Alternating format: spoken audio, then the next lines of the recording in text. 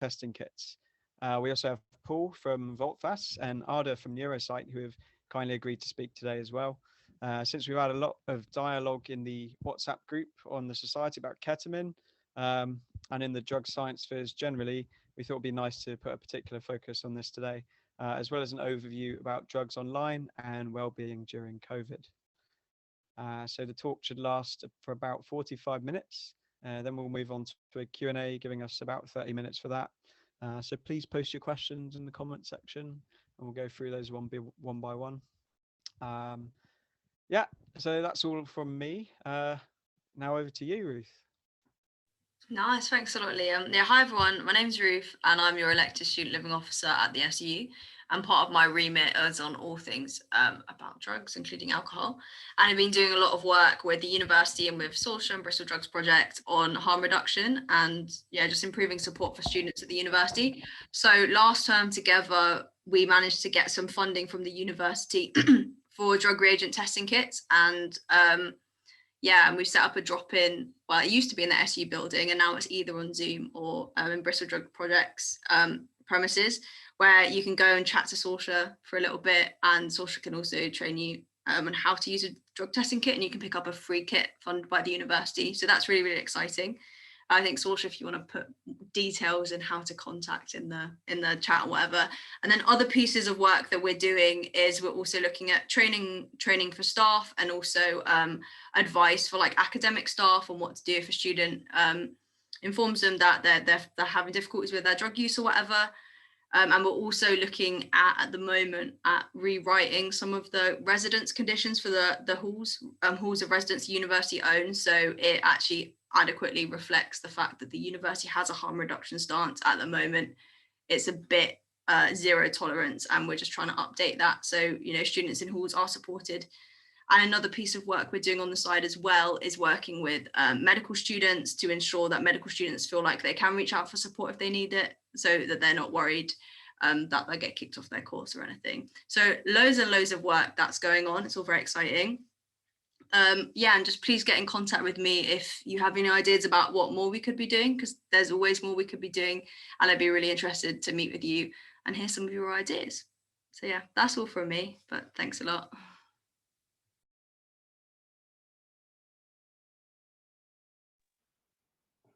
So I guess I'm happy to go first talking about ketamine, if that's fine with you, Paul and Arda. Yeah, cool. I'm going to try and screen share, so bear with me. Whoever's the host, can you allow me to do that, please? Sorry, could you say that again, Sorcha? What? It's telling me that I can't share my screen because you have not allowed me to. Host disabled. Ruth, are you the host right now? Because I can't. Right, Sorcha, I think I've made you co-host, so check if you can share. Yeah, working now. Amazing. Wicked, can you all see that? Yeah, sweet. All right. So today I'm going to be talking to you about ketamine and the kind of various ways that it's used, the harms that associate with those different types of use. So I'm going to start off talking a bit about what it is and how it works. So ketamine is a dissociative anesthetic that is really widely used in both veterinary and human medicine. Whenever I speak to people about ketamine, the first thing they say to me is, oh, isn't that a horse tranquilizer? Which, yes, is true, but it's also the most widely used anesthetic in the world. And the reason for that is it's not a central nervous system depressant. So if it's used in anesthesia, the patient doesn't need to also have oxygen. So it's really useful in situations where perhaps it's a less developed country and their healthcare system doesn't have as much resources, and also in situations like war zones, that kind of thing. And how it works is that it's an NMDA receptor antagonist. And so NMDA receptors are responsible for transmitting electrical signals from one neuron to the other. And so what ketamine does is it binds to that receptor and blocks the signal going across. So that's what causes the kind of feeling of dissociation, the detachment from like head and body, people feeling like they can't really move very well, and eventually a K-hole. There's two sort of main types of ketamine. One is S isomer and one is R isomer, and they're exactly the same molecule. They're just mirror images of each other.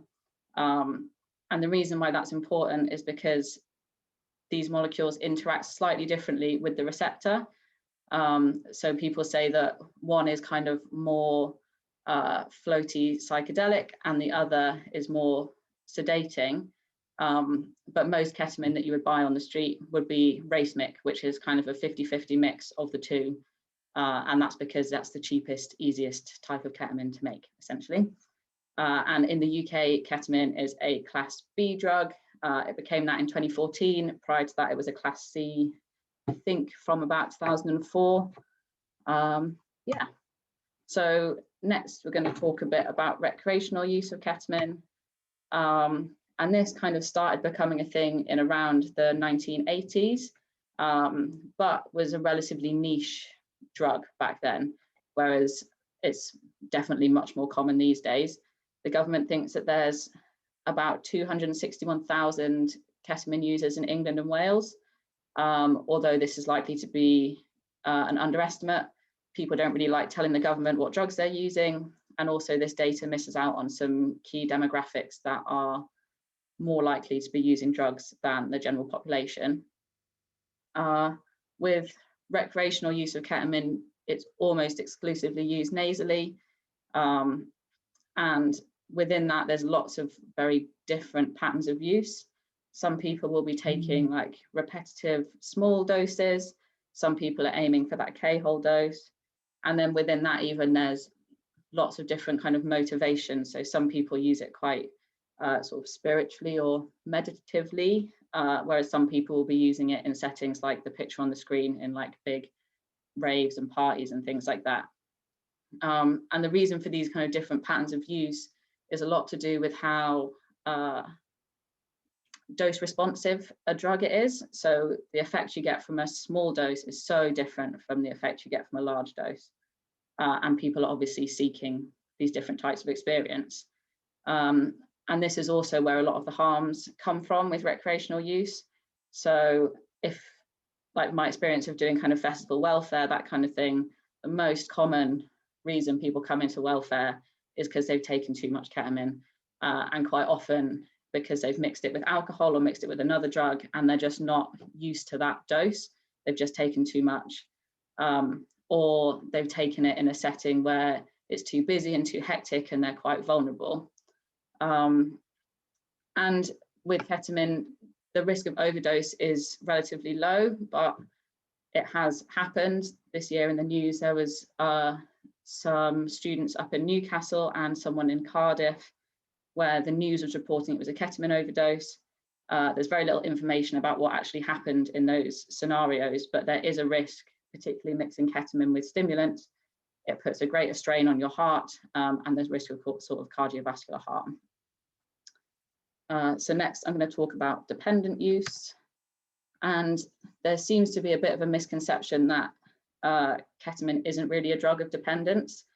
Our experience at Bristol Drugs Project makes it quite clear that this is absolutely not true. We get quite a lot of people coming through that are dependent on ketamine. And in that sort of client group, most people will still be using it nasally, but sometimes people are injecting it in their muscles, which is IM, or injecting it intravenously. And a lot of the time, these people are using multiple grams a day. Tolerance to ketamine builds really quickly. So if someone's seeking that same high they got earlier on in their use, they will need to kind of up their dose quite significantly. And the harms that are associated with this kind of use are totally different to the harms that you would associate with recreational use. So the main one that people seem to be somewhat aware of are the urological issues. So issues with the bladder. Some of the metabolites from ketamine cause quite significant damage to the bladder, and people will need to pee more often. They'll sometimes have blood or jelly in their pee, get really painful sort of stomach cramps, this kind of stuff. And that's all to do with kind of their use of ketamine.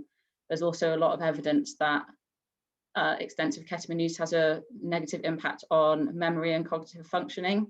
So people's short-term memory just gets really rubbish. It does seem like if they stop using ketamine that kind of comes back, but it's quite hard to measure that kind of thing. And as with all drugs that you snort, there's a risk of nasal damage. And if someone's injecting it, there's also the associated risks with that, such as bloodborne viruses or skin and soft tissue infections. Next, we're going to talk about therapeutic use. And so ketamine is an emerging treatment for quite a wide range of different disorders, mental health disorders and dependence issues. You can't currently go to your GP and get that as a treatment.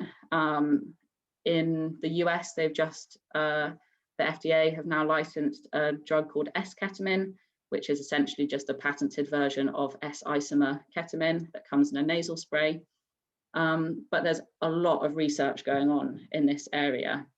A lot of it, we can't really make conclusions yet about what's the kind of best dose for like a therapeutic setting. There's some research going on where it's quite high doses and it's just ketamine on its own, whereas other research is lower doses, and whilst that person's getting treated with ketamine, they're also getting a psychosocial intervention, so also getting like talking therapies alongside.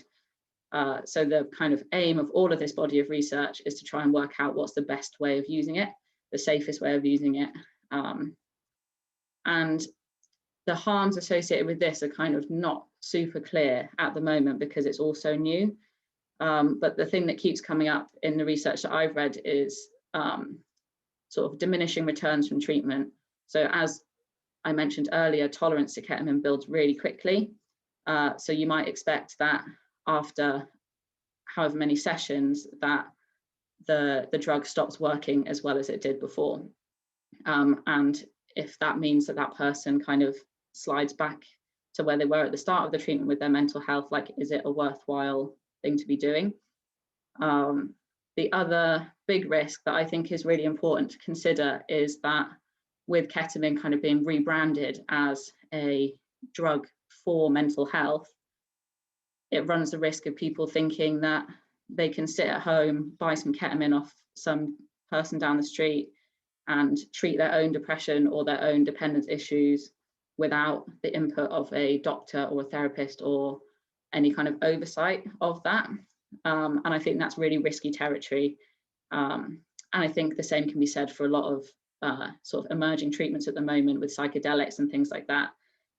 It's likely that they can be incredibly useful tools, but the flip side of that is that people shouldn't really be taking these things into their own hands. And finally, after all of that, I think it's good to kind of finish on some tips for staying safe if you use ketamine or if people you know use ketamine. So the first is staying hydrated. This is really important for protecting your bladder health. It dilutes the metabolites when they're in your bladder, so they'll be causing less damage. Dosing carefully is really important, very important with all drugs, but particularly because ketamine is so dose dependent and you're so vulnerable if you take too much. I would really recommend buying some scales so you can actually measure out a dose. Yeah, just dosing sensibly is always really important. Avoiding mixing with other drugs. Ketamine is an interesting one because it has quite strange interactions with most things. Alcohol, you'll probably feel quite nauseous and quite likely to go unconscious. With stimulants, there's the risk to your kind of heart and cardiovascular system. And with other psychedelics, they potentiate each other to a point where it can be quite an unmanageable experience. So yeah, avoiding mixing is always sensible. Being mindful of your mental health. If you feel like you're using ketamine to deal with things that are going on in your life, that's kind of a risky territory to be in. And if that is the case, going and getting support for your mental health is a really important step to be doing instead of trying to kind of self-manage that. Looking after your nose. If you're snorting any drugs, whether it's ketamine or cocaine or anything else, I would definitely recommend investing in a sort of saline spray. So after you've kind of finished using drugs that day, you can kind of wash out your nose afterwards. And it means that when you go to sleep, you haven't got lots of like unabsorbed drugs just kind of sat there causing irritation. Looking out for your mates. If you're out and about doing ket with your friends and someone takes too much, don't leave them on their own. Don't leave them with strangers. Don't assume they can get home safely by themselves. Like, look out for each other. And I suppose the same goes for if you notice that a friend of yours is perhaps using drugs in a way that makes you slightly worried, just checking in with them and seeing if they're okay is a really important thing to do. Asking for help if you think you need it, particularly as you're all Bristol based, we can kind of talk about the services we have here.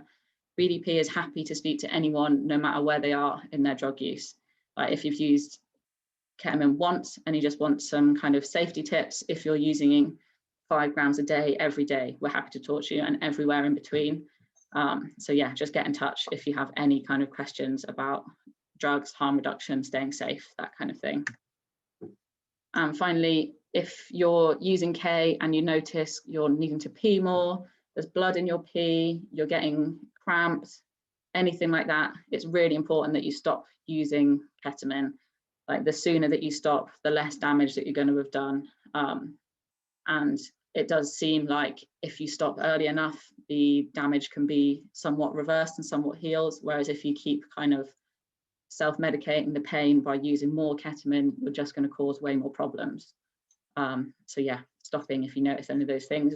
And if you're struggling to stop, again, just getting in touch. And that's everything from me today. So I will pass on to one of the other speakers. If I can stop. There we go.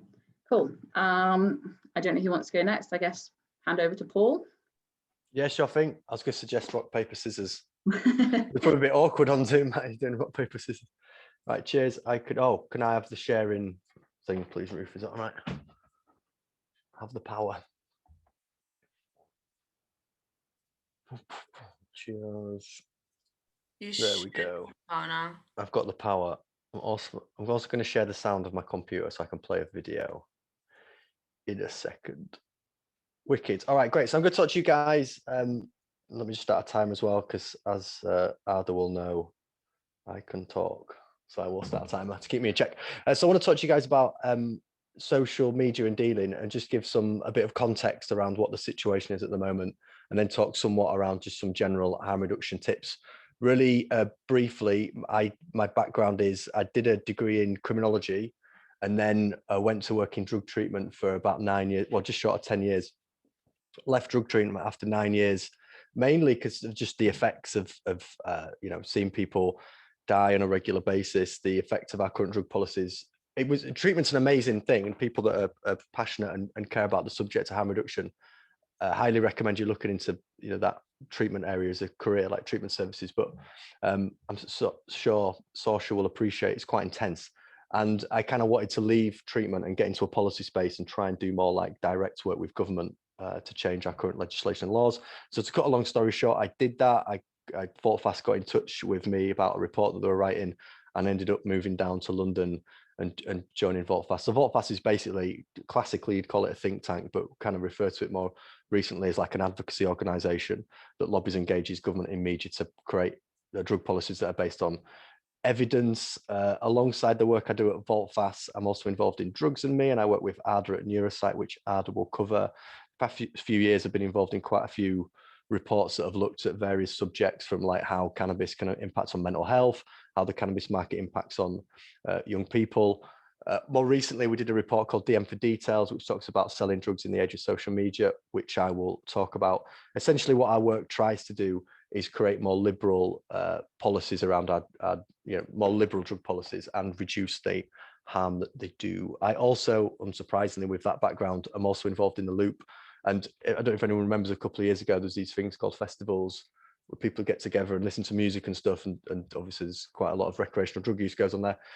So the Loop, if again, if you're interested in harm reduction and care about this subject, do check them out, Arda, and maybe you could chuck a link in the chat to point people in that direction.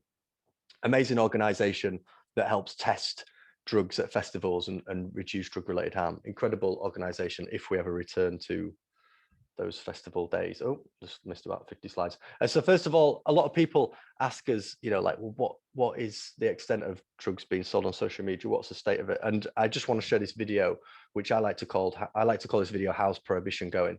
But it kind of highlights the level that we're at the moment. So the sound should play.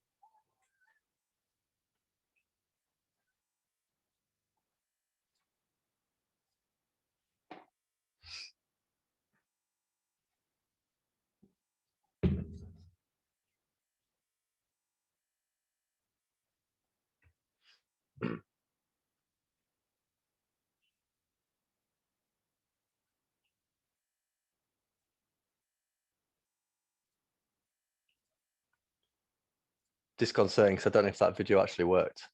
So someone did not work. Do you see the video? Don't see video. Did you see video? Are you only sharing the PowerPoint tab, like Windows specifically, instead of your whole screen? Oh, maybe that's it. Arda, I just worked it out. Nod panelists, if you see that. Yeah.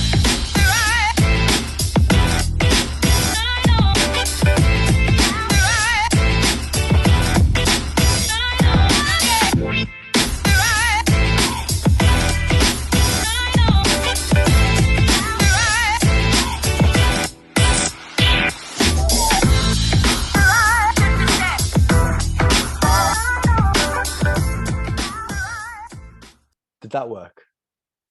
That worked. Okay, thankfully you didn't have to just stare at me staring at a screen for a minute. I think that video is actually shown in a documentary that we did with the BBC on drug dealing, and I think it kind of highlights the level that we've got to when it comes to drugs being sold on social media. So that was sent around, just sent around like to people on WhatsApp from like a East London dealer. Completely random. It's quite a random video. Always amuses me that it says like high science in the middle of it, and it's got like Elon Musk. But I think that goes to highlight the level of dealing, and I guess the innovation of the market. When you put a market in the hands of prohibition, it innovates, and it's a completely unregulated market. So we did a report on it. This was for about 18 months ago now, called DM for Details. And the purpose of this report was to look, the first really serious look at, well, what is the extent of drugs being sold on social media? How many people are seeing these sort of things? How is it being sold online? Like, what's actually going on? So here are a couple of top headlines, and then I'll talk in the time that I've got at the end just around some general harm reduction advice around procuring drugs on social media and the dark web. So the first thing that we found is, and this, when I say young people, I mean people between the age of, because like legal, we did a poll with Survation, and you're not allowed to poll people under the age of 16. So this was 16 to 24-year-olds. 1 in 4 of them had seen illegal drugs for sale. I actually think that's quite a conservative number. I expected it to be more, but it's still like 24% of 16 to 25-year-olds, which is a significant group. And you know, the reality is most drug dealing is done through WhatsApp now anyway, which you could class as some form of social media. 22% of the people that Survation spoke to knew friends who had bought drugs on social media. The top 5 drugs that were sold: cannabis, number 1. No surprises there, because cannabis is the most popular drug amongst not only just the young people, but adults as well. So it's no real surprise that that's number 1. Second was coke. Again, not massive surprise, particularly considering its recent popularity amongst a wide range of cohorts. Third, MDMA and ecstasy. 4th, Xanax, and 5th, nitrous oxide. Slight concerns around Xanax that Arda and I have spoke to a lot of universities around recently. I don't know whether Arda will talk about it in the time that she has specifically, but what we've seen recently is a significant increase in the amount of Xanax that's used amongst the student population. There are loads and loads of reasons as to why that's significant and to take note of, particularly around the way in which Xanax interacts with other drugs on that list. Its addictiveness, physically, the withdrawal that you can experience from benzodiazepine drugs is particularly dangerous and particularly serious. And Xanax is like, I worked in treatment for 9 years, so like, I guess over the past 15 years have been quite in touch with trends of use amongst young populations. Because when I worked in treatment, I used to work in 6 out of 9 years, I worked and managed young people's services. And like Xanax was like on the radar, but not really that popular. I wouldn't really describe it as a top 5 recreational drug amongst under 25s. But the fact that there's a growing trend of Xanax being used to manage stimulant withdrawals means that dealers now stock it and sell it. So it's because dealers stock it and sell it, it's found itself on that list. And maybe Ad will talk about it. We've seen among student population quite an increase in use. This is just a further list of like the different drugs that we found for sale on social media. Basically everything you can probably imagine, other than you kind of like class, like, well, I mean, obviously a lot of those are class A's, but like heroin, crack, still not really on that list. It's more aimed at like recreational cohorts. Not to say that many people don't use those drugs problematically. In terms of where people found the information, like Snapchat and Instagram were the main ones, followed by Facebook, Twitter a little bit, YouTube, which is a bit random, Tumblr, and then other. We even found some like really weird social media like apps that would just like overwhelm. They were kind of like really obscure apps that people created that were just selling drugs to like young people and all sorts weird, lots of weird and wonderful stuff. If people are interested in this, by the way, I'll link the report so you can read it. It's totally free to download and read and stuff. So, I mean, why is this relevant then? So like, why am I kind of talking to you about drugs being sold on social media? Well, there are a number of reasons as to why it's a relevant conversation. The first is just the way in which we communicate across social media all the time. The fact that we're coming across drugs more frequently on social media, there's an element of normalization there, which means there's an important conversation to be had around that. Like that makes it a relevant discussion. The second thing is, you know, it becomes, if we know what our phones, like we have our phones on us and around us all the time. And traditionally, if you think historically of like the procurement of drugs and what that involved, it's not that easy. You know, it would be a bit of effort. You'd have to find someone and get a number. Now, because it's so connected to social media, it's particularly easy. There's this whole thing of dealers kind of marketing themselves as being like really friendly and pally, which is a problem. You know, people's personal lives can end up being exposed through it, and it kind of glorifies that dealer lifestyle a little bit. This is particularly problematic for like younger demographics outside of universities.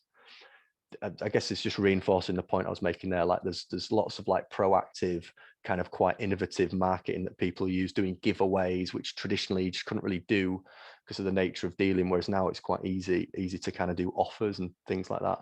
There's that glamorization point, which happens a lot. But really the main thing, if there's one thing I want anyone to take away from this or engage with, it would be the issues and risks that exist around procuring drugs on the dark web. You know, most dealing is done through WhatsApp, Facebook, etc., social media. But among student populations, we've noticed a significant increase in dark web dealing. And I guess, you know, if people don't know what that is, there's lots of Google documentaries out there or Google searches you can do that and find out. But it's essentially people buying drugs on through a Tor browser, which is and they're having a transaction of drugs through Bitcoin, which is much you know, it's kind of quite hard to trace. I haven't really got the time to go into the ins and outs of the dark web, but it's become particularly popular among student populations. There are lots of reasons why that is. Lockdown is an issue. There's lots of stress, lots of boredom among student populations, and it can be quite easy to think, well, order some drugs, I'll get some drugs in.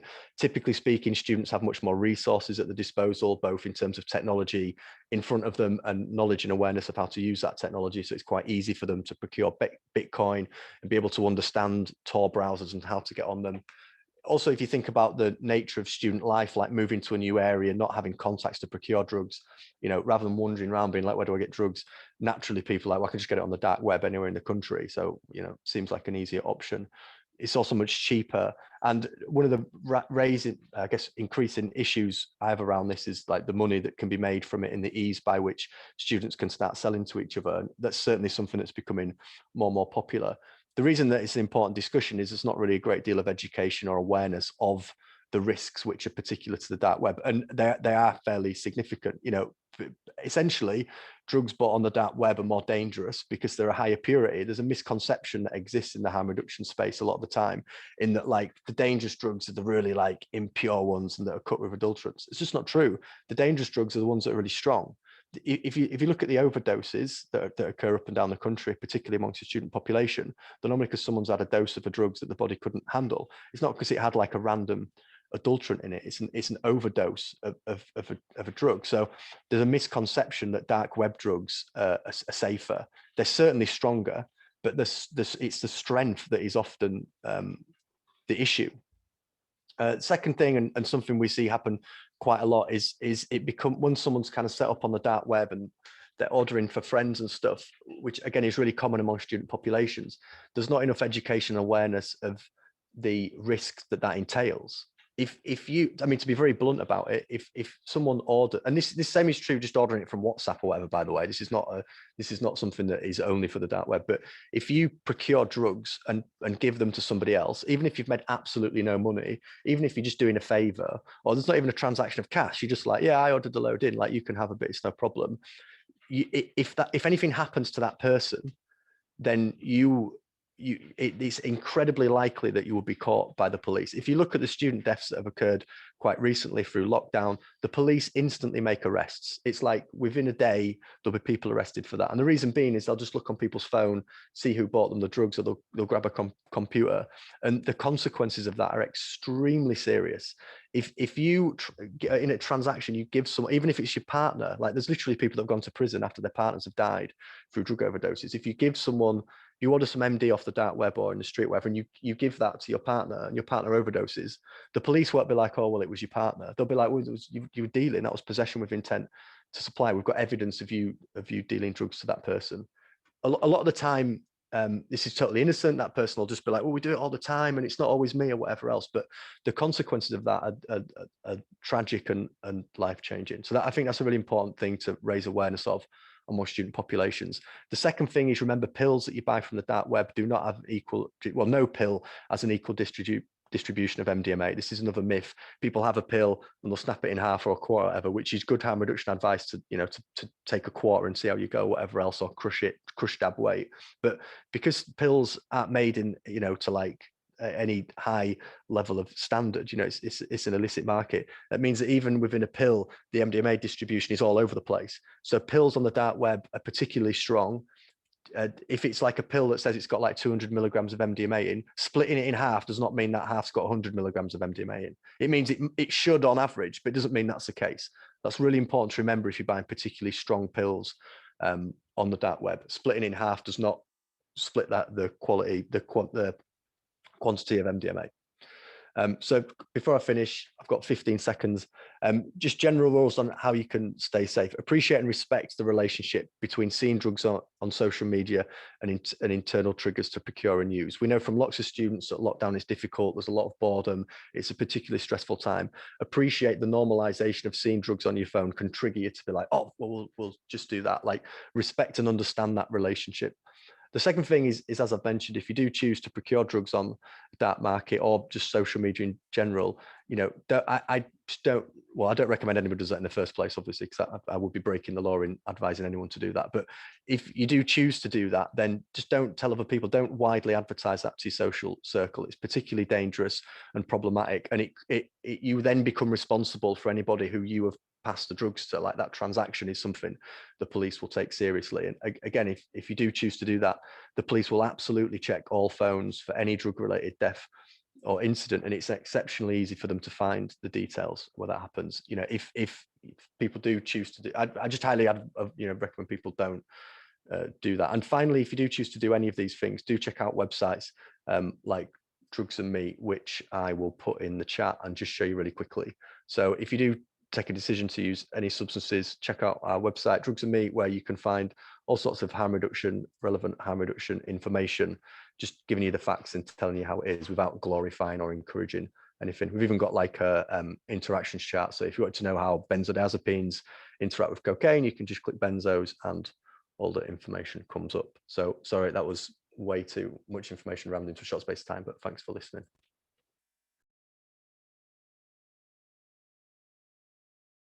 I should probably say I'm now going to pass to Arda and be all like professional and stuff. So I'm just now going to pass to Arda. Thank you, Paul. Right, okay, I'll share my screen now. Oh, I can't share my screen. Shall I try now? Yes.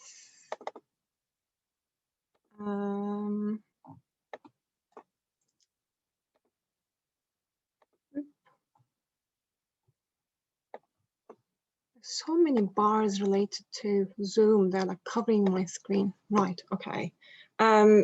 So I'll be talking to you like about student drug use and mental health. I mean, I'll give you an overview of student drug use and then kind of explain its implications for mental health. And then I'll conclude with a couple of tips to how you can reflect about your drug use. And I guess I should talk about NeuroSight first. So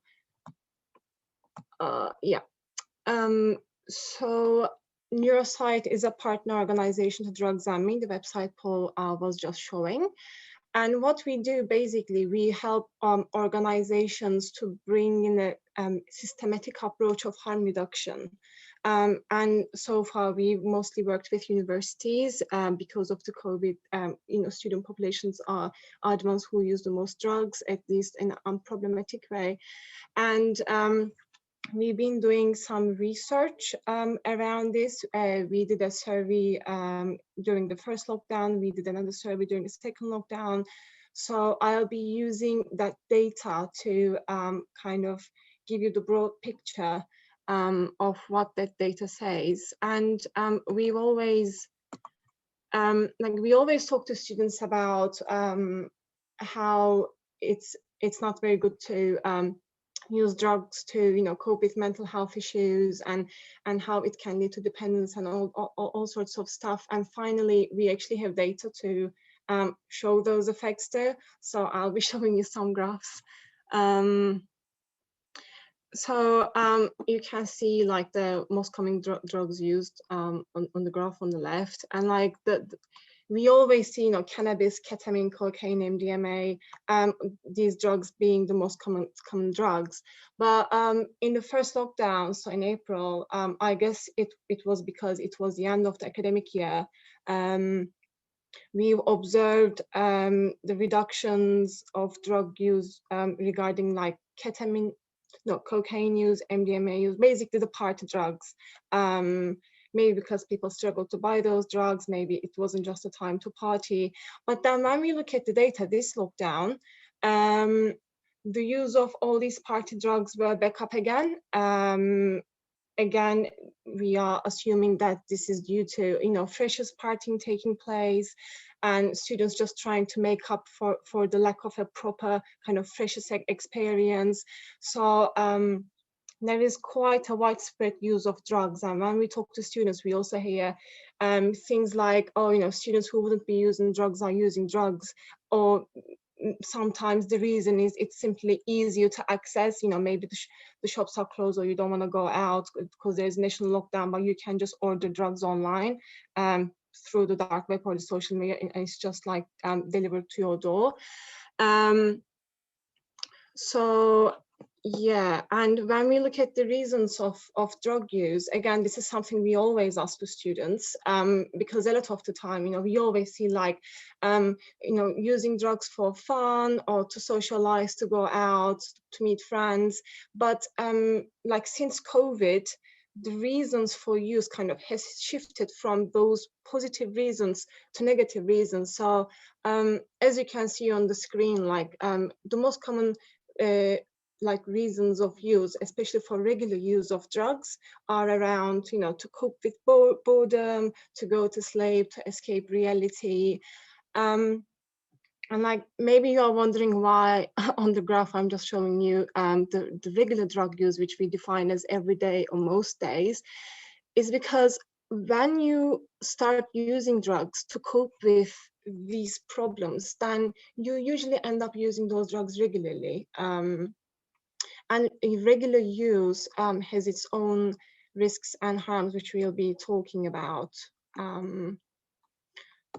So, for instance, if we look at these graphs, this is just to kind of make the case of how there is a relationship between regular use and mental health. So, For instance, in the last survey we've done, we've also screened a student population for their mental health. We used a kind of psychological distress scale. And so it allowed us to categorize students according to kind of high scoring group, which means that they have a diagnosable mental health, and then the low scoring group. And then when we look at the drug use patterns, you can see that the students with high mental health scores, so the ones with a potential diagnosable mental illness, they tend to use drugs a lot more commonly for especially mental health reasons. And this is sometimes observed as a intentional and conscious behavior. Students just realize that it actually helps them, especially with the medicalization of drugs like cannabis and psychedelics. People are even experimenting with those drugs to see if it helps them, because there is a general unmet need for effective mental health treatment, especially during COVID. People just can't access these treatments. So some students are definitely experimenting with these drugs in a medical sense. But at the same time, we also observe patterns of use that starts as recreational, but then, your body kind of, figures out that, it feels good. And then in time, the regularity of use increases. And then as the regularity increases, then it sometimes leads to dependence. And again, this is just to support the claims we are making. I've included some graphs. So here you can see that, again, when we look at these mental health related reasons of drug use, and when we broken down the students according to how regularly they use, and then again, we at another level, we look if they are dependent or not dependent, because another questionnaire we actually asked them whether they felt dependent. Anyway, this is me waffling about data. You can see that students who use drugs regularly for mental health reasons, they're a lot more likely to report feelings of dependence. But when you look at the graphs on the right, for instance, so reasons such as fitting with your friends, you could also perhaps rephrase it as peer pressure, or perform better either academically or for work. You don't see the kind of same contrast between feeling of dependence. Because what happens is, when you use a drug to cope with something, and then you keep using it, and then your body doesn't know how to deal with that problem without that drug, and then this leads to dependence. So again, this is just to show the numbers of students who feels dependent, and the numbers are actually quite high, and these numbers have increased last time we did the survey. So you can see that 30% of students reported feelings of dependence, while 13% felt withdrawal symptoms, and then 8% felt addicted. And what happens here, you first start using a drug regularly, which then you end up, feeling dependent. And then once your body gets used to the presence of the drug, and when you don't take that drug, sometimes this is, just a day or a couple of days, you start feeling the withdrawal symptoms. Because when we were learning about withdrawal, our teacher drew a seesaw, and it's on one side it was the effects of the drug, and then it kind of tips the balance biologically in your body, but then your body can kind of adjust in time, and when the drug is not there, you kind of start feeling the opposite effects of the drugs that you were taking. So yeah, it's just something to kind of follow when you are taking drugs, to see oh, am I feeling any withdrawal effects? Am I actually dependent? Am I using a drug to feel in a certain way? Which I'll give you a kind of mental checklist at the end of this. Yeah, and this is just to show that, again, when you do use drugs, half of the student population we looked, only half of them didn't have a negative experience, depending on how you define negative experience. and then like 1% has been to the hospital, and 12% actually had a scary was concerned about their safety, and 16% was like scared, had a scary experience but didn't ask for help. And again, this is something we see in students, you know, maybe they have a problematic relationship with a drug, but that they don't want to ask for help because they are worried about being punished or being judged. And it's just, maybe some universities are like that, but not all are like that. So I think it's always worth looking into the university's policies and, you know, see what the processes are like. And I'm sure a lot of the time you'll see that you won't be punished because you are talking to university psychological services about, you know, a problem or even a question or a hypothetical question you are having. So just to conclude with like how you can monitor your drug use and kind of prevent it to kind of progress into kind of problematic use. A good one to start is always like, before you take any drug, always ask yourself whether you've given your body enough time to recover from the effects of the drug since you've last taken it. And it's just like, if, for instance, if you are smoking cannabis every day or taking benzodiazepines every day, which again, benzodiazepine use, you see daily users just like cannabis. Sometimes students, like, they don't even let their body, you know, mind completely sober up. They kind of shift from the hangover effects to the effects of the drug again. And it's just, you know, give some time. This is a question to actually like notice if your tolerance, you've developed tolerance to the drug's effects. Like, do I need a higher dose to feel the same effect? Because if you do, it means you developed, your tolerance has developed, and it's just like you increase your dose and that happens again. And what happens is you know, you end up being dependent, either most of the time biologically if it's a depressant drug, but if it doesn't have like very kind of serious physical addictive properties like cannabis, it can also be a psychological addiction. Do I have withdrawal effects? Well, to understand that, you first need to be informed about the effects of the drugs and understand what the withdrawal effects from that drug is. Like, even with alcohol, we see that a lot of students aren't really aware of these withdrawal effects, or sometimes they just think that you know, their lack of attention in the lectures is because I don't know, the COVID, or they're just not feeling well. They don't really make that connection between, you know, how the drug is affecting them and like how they are feeling at that moment. They just don't think it's drug related, but sometimes it is, but it's just so subtle, you don't notice. This is a question to kind of spot progress to addiction.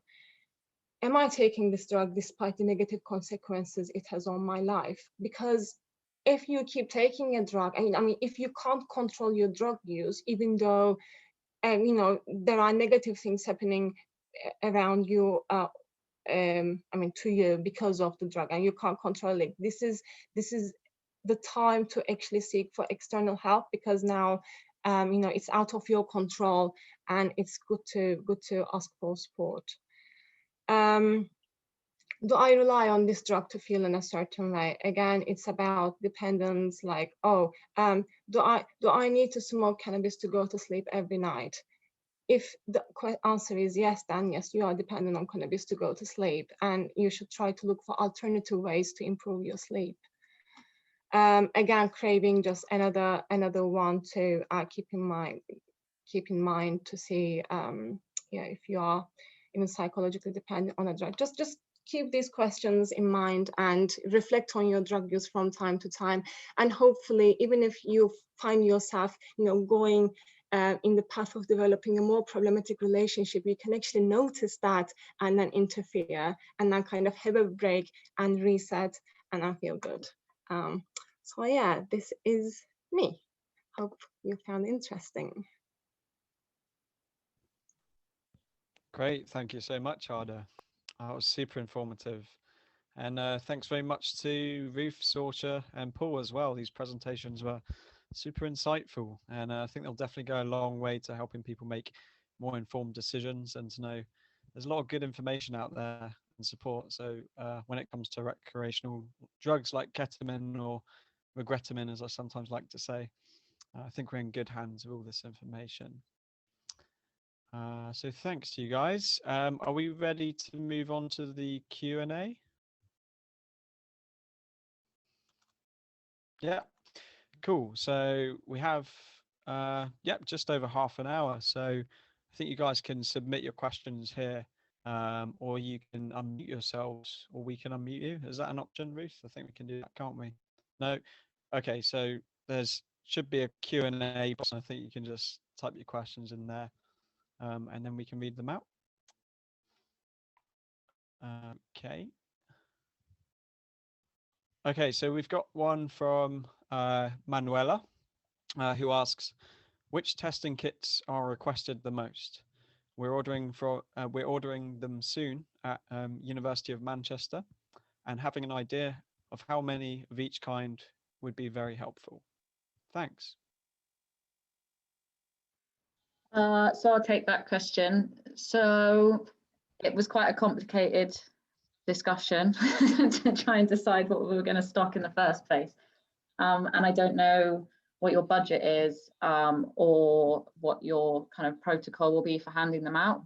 So what we decided to do was buy, I think we bought about 100 single-use test kits and about 10 of the kind of Reagent Test UK kits that have 7 different reagents, and basically have said the students can decide what they want when they show up. Because we do the kind of training alongside handing out the kit, when I'm talking to people about how the test would go if you use one reagent versus how it would go if you use multiple reagents, it means that no one so far has decided to take single-use test kits because it's only one reagent, so the result isn't as useful. In terms of like which of those reagents we hand out the most of the time I'm giving people the full set of 7, because of the way that students take drugs. Even if that one person comes in and only uses ketamine and MDMA, for example, their flatmate is using LSD or is using something else. So it's really useful to kind of give people everything they could possibly need.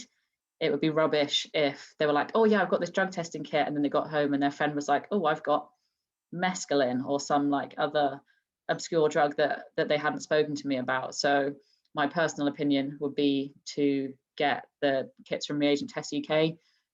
We decant them into smaller sort of portions. But if you would like to chat about that in more detail, just ping me an email, and yeah, we can set up a meeting. Thanks, Sorcha. Next we have, I can see you guys asking comments in the chat. You can also ask comments in the Q&A box, I believe. But I think from the chat we've got one here. Do you think, this is from Zoe, hi Zoe. Do you think the type of drug testing at music festivals should be made available at student nightclubs? I'm going to take that one, Sorcha, or should we both go in? Yeah, crack on.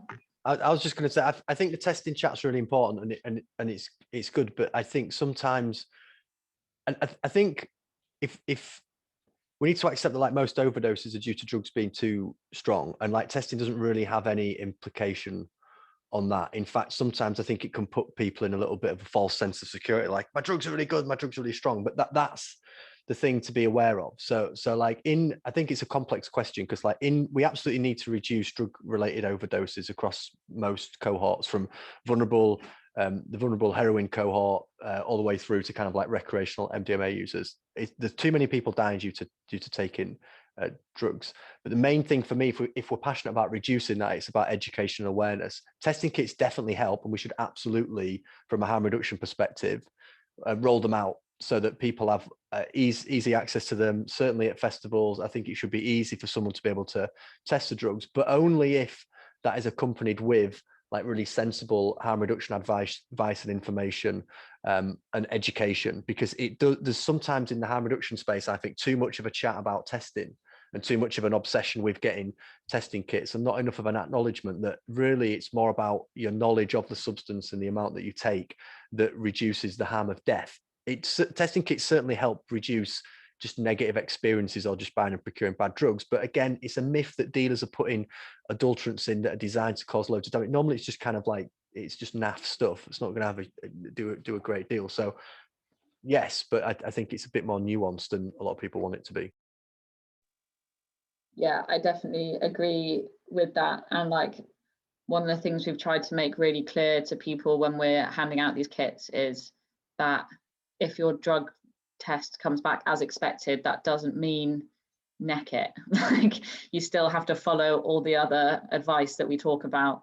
When people come, they kind of have to tell me what drugs they use, and then we'll sit and have a 10-15 minute conversation about those drugs and try and kind of get them to talk about how they use it, and then we can kind of pick out the areas of risk.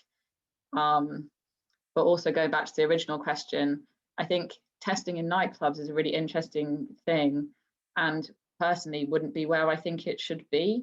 Like, engaging with people at a nightclub, by the time you get there, most people are already pretty wasted, and a lot of the time they will have already dipped into their drugs. They've at least drank alcohol for the majority of people.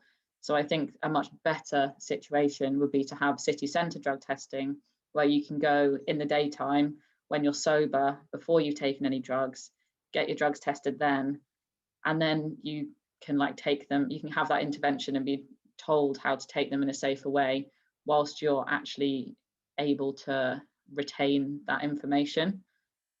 Yeah.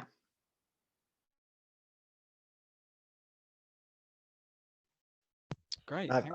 Sorry, Liv, I've ranted for a bit about how testing. It's why it's so glad that you're doing that initiative, Sorcha, and like you're a harm reduction expert. So like, if people are taking kits from your hands, then that'll come with all that like nuanced information around using it. I've lobbied for a while for the treatment service, and treatment's getting way better. I think I worked for treatment for 9 years, been out of it for 4.5, and those 4.5 years treatment, I'm so proud of how far treatment has come. Treatment services in these conversations have got way better, and I think that it's encouraging and good to see treatment services engaging in this argument. For me, if we can link the testing distribution to treatment services, like the treatment services are full of incredibly knowledgeable experts on how to stay safe from using drugs, so we can make that part of the process, a bit like needle exchanges have been. I get my testing kit from the drug treatment service, I wander in, it's a 5-minute interaction, and in that they just ask me a few interesting questions and I get a bit of information, because it's that information bit with the kit that I think is so that's such an awesome initiative. It's really encouraging.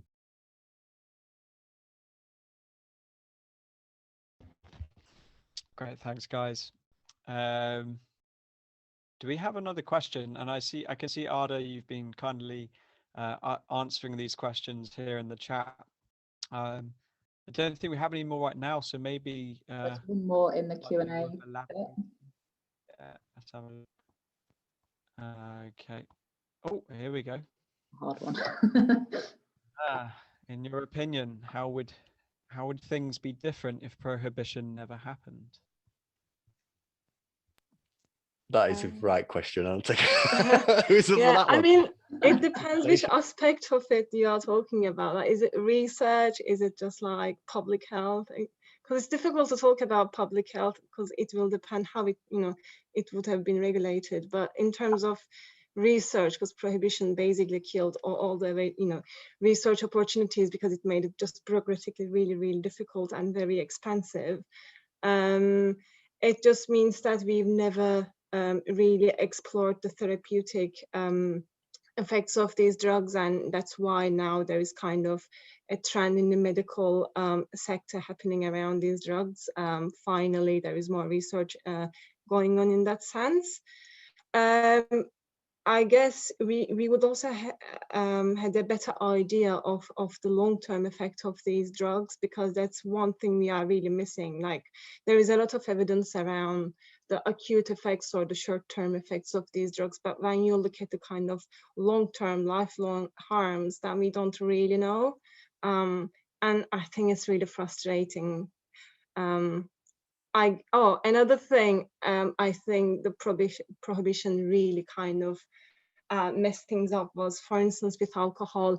Now we know like what dose you can take, while limiting the harms as much as you can, which was like found to be around 14 units.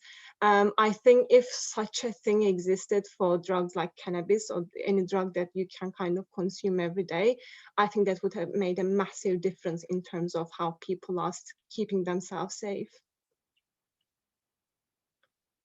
I mean, can I jump in on that? I literally find this like one of the most interesting and fascinating areas of drug reform, and that is like the complexities and the ideologies that exist around what prohibition means and what people want to see.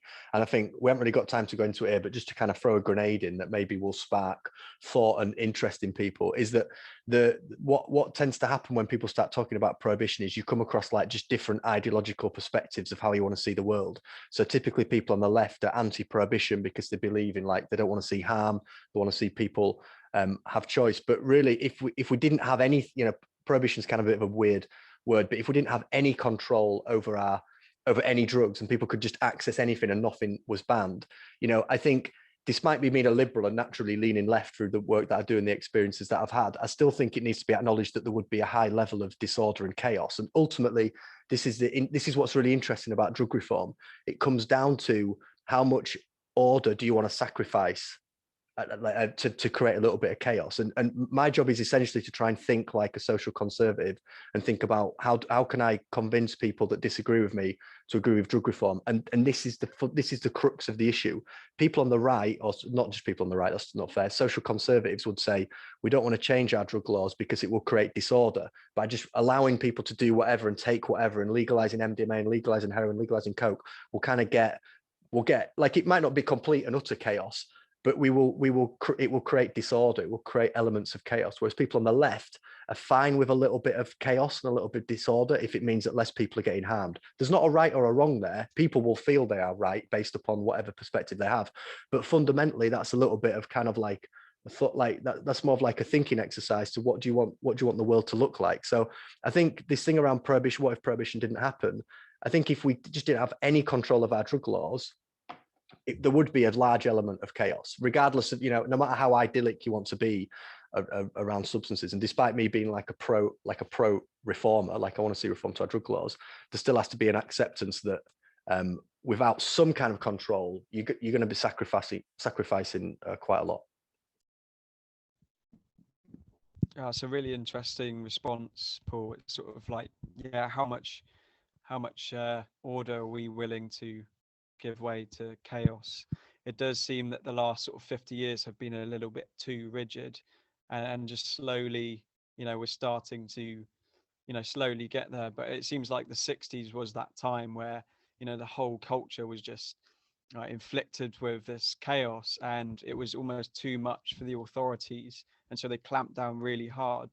And I guess we're trying to balance that line of risking that happening now, but I think it's much more educated and a bit more, being a lot more careful this time to anticipate 100%. Yeah, and that's sometimes the issue that I have. I'm not particularly popular in the drug reform space because that's the issue I have with some drug reformers. That if you push too far and go too far and ask too much, you're just going to push yourself back. You have to be realistic within the world that's around you, rather than being idyllic, which is the biggest flaw with passion. Passion and excitement and drive makes you idyllic rather than realistic. And I think, to sound a bit cliche, that the cost of us messing that up with drug reform is too great just because of the deaths and the harms. We've got to be realistic over idyllic.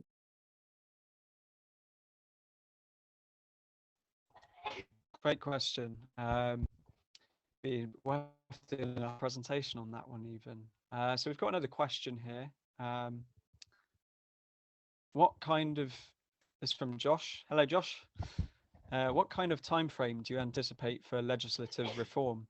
And do you think the rise in use of very addictive, dangerous Class C drugs like Xanax will highlight that the current classification system is more based on historical factors than actual harm potential of substances?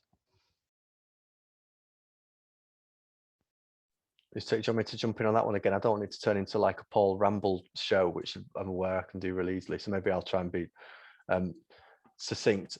Time frame wise, we'll see the legalization of cannabis in the UK within 5 years. Medicinal's already happened, and despite people's apprehensions around it, will continue to grow. I think we'll see decriminalization probably within 5-8 years in the UK and across the rest of Europe. The main thing that people will see is legalization of cannabis. There's loads of factors as to why that is the case, mainly that we can now see applicable working models for cannabis legalization around the world. And that makes, like, I took David Lammy, Norman Lamb, Jonathan Gianogli to Canada a year ago, whatever it was, with the BBC, and did a documentary. Like, it's on YouTube. Like, you just see them when they walk in and see a legal cannabis market. They're like, oh, okay, yeah, this is totally doable. Like, this isn't weird. You can show people that evidence, because anyone who's passionate about this subject will know that evidence doesn't change people's opinions, it's experiences and narratives. So like, just saying to someone we should legalize it because less people will be harmed isn't enough. So I think we'll see that. When it comes to other drugs, as again, I think we're back into like la la land when it comes to talking about legalizing cocaine in the next few years. Never going to happen. Public support is something like 1 to 2%. It's like under 5% for legalization of coke.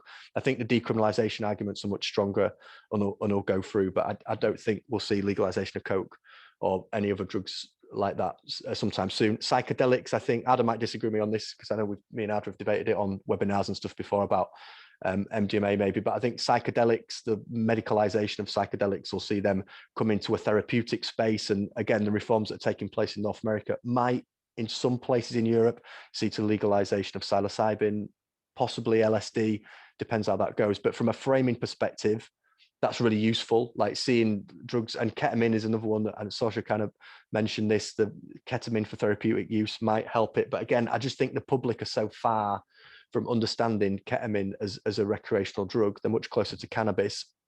And I think we will need to demonstrate that we can do it with cannabis before we move into other drugs. And as for the class system, the categories don't mean a great deal, you know, and I think they're a little bit topsy-turvy, upside down and all over the place. Really, I just think they're sort of like quite an archaic part of the system that we've been given. Sorry, I tried to keep that rambly short. Yeah, thanks, Paul. Much appreciated for that response. Yeah, so do we have any more questions? If you guys have any more questions, feel free to ask. Can someone take over for a moment, because I really need a piss. So, just in case. No one say anything. No, hold it, Liam. Force him to. He's rebelling. He's off. I guess I'll take this opportunity to just plug the drop-in every Friday. If you want a reagent kit, send me an email. If you want to just have a chat about drugs, more than happy to do that as well. I will stick the email address in the chat again. But yeah, it's really nice to have students showing up for this kind of stuff and engaging with it. And as Ruth said, if anyone ever does have anything that they want to get us to do, any ideas, any issues that they can see in the student population that we haven't spotted, like, please just let us know. Like, we're all ears. We're happy to kind of have input from other people. I think it's really important that this is like the students are involved in this conversation, because for too long it's been universities telling people kind of how they should be behaving and what the rules are.